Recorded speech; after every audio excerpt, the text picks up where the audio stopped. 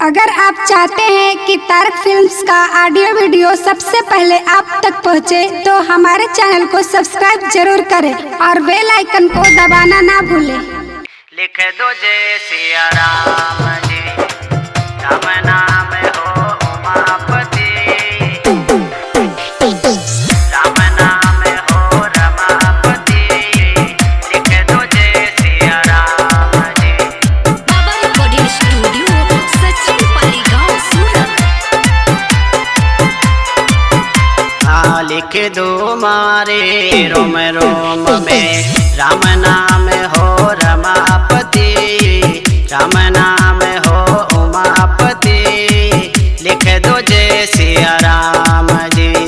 लिख दो मारे रोम रोम में राम नाम हो रमापति, राम नाम हो उमापति, लिख दो जय सिया राम जी।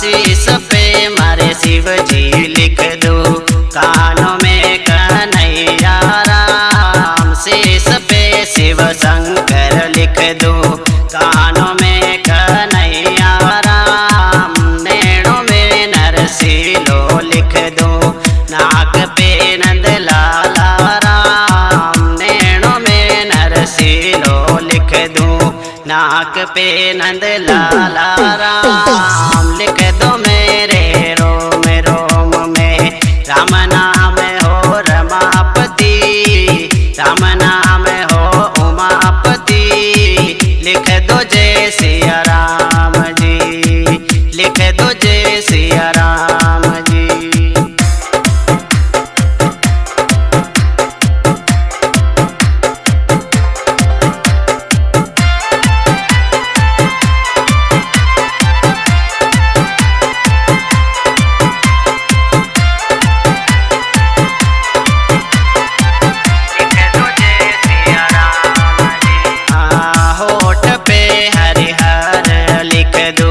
दंत में दयालु राम, होठ पे हरिहर लिख दो, दंत में दयालु राम। जेब में जगदीश लिख दो, कंठ में कमलापति राम। जेब में जगदीश लिख दो, कंठ में कमलापति राम। लिख दो मारे रोम रोम में राम नाम हो रमापति, राम नाम हो उमापति, लिख दो जय सिया राम जी, लिख दो जय सिया राम जी।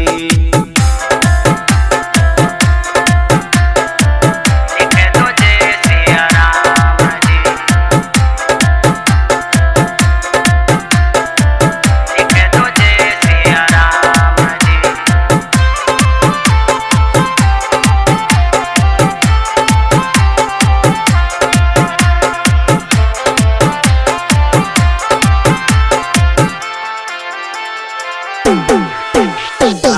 गल में गिरधारी लिख दो, मुख पर मुरली वाला राम। गल में गिरधारी लिख दो, मुख पर मुरली वाला राम। भुजा में भगवान लिख दो, हाथ में हनुमान राम। भुजा पे भगवान लिख दो, हाथ में हनुमान राम। लिख दो मारे रोम रोम में राम नाम हो रमापति, राम नाम हो उमापति, लिख दो जय सिया राम जी, लिख दो जय सिया राम जी।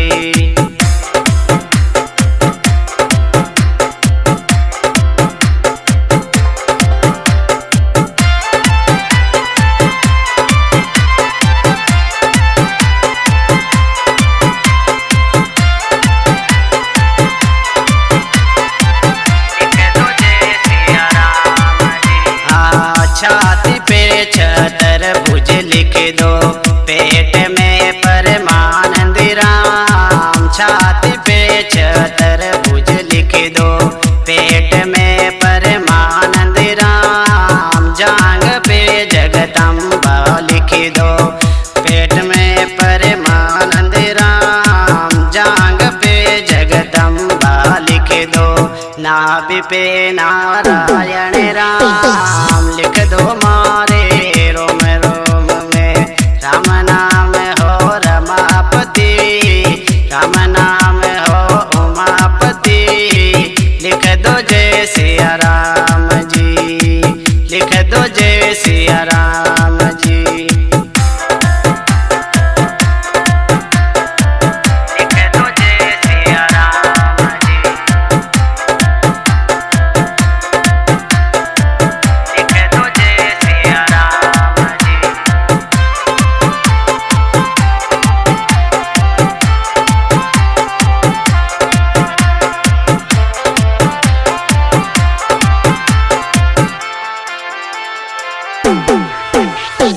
इतरो तो लिख दीजो दाता, बवजल पार उतारो राम। इतरो तो लिख दीजो दाता, बवजल पार उतारो राम। लिख मोतारे शरणे आयो, एक अरज सुन लीजो राम। लिख मोतारे शरणे आयो, एक अरज सुन लीजो राम। लिख दो मारे रोम रोम में, राम नाम हो रमापति, राम नाम हो उमापति, लिख दो जय सिया राम जी, लिख दो जय सिया राम जी। बाबा रिकॉर्डिंग स्टूडियो, सचिन पाली गांव, सूरत।